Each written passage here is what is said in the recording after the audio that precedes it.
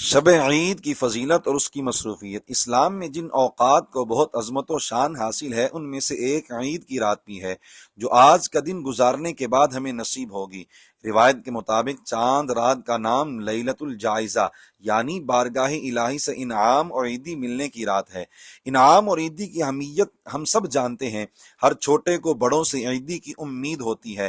رب تعالیٰ کی تو شان ہی یہ ہے کہ سب اس کی بارگاہ کے سوالی ہیں اور اس سے رحمت کی بھیک مانگنے والے ہیں، تو کتنی خوش نصیبی کی بات ہے کہ اس مبارک رات میں رب تعالیٰ اپنے بندوں کو نوازنے کے لیے انہیں انعام عطا فرماتا ہے، پھر ہر ایک اپنی حیثیت اور بساط کے مطابق عیدی دیتا ہے، کوئی دہائیوں میں، کوئی سینکڑوں میں اور کوئی ہزاروں میں۔ رب تعالیٰ بھی اپنی شان کے مطابق کرم فرماتا ہے۔ روایت کے مطابق رمضان المبارک کی آخری رات میں سب کی بخشش فرما دیتا ہے۔ مستحب اور افضل ہے کہ چاند رات کو نیک کاموں میں گزارا جائے۔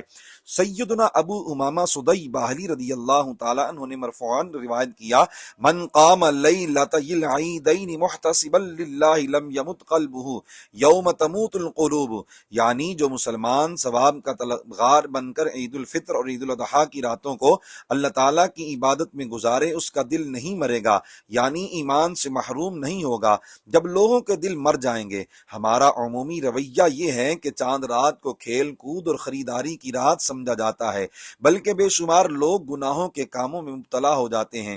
کتنے افسوس کی بات ہے کہ رب تعالیٰ کی رحمت ہمیں عیدی اور انعام دینے کے لیے ہمارا انتظار کر رہی ہو، جبکہ ہم خریداری اور گناہوں کے کاموں میں مصروف ہوں۔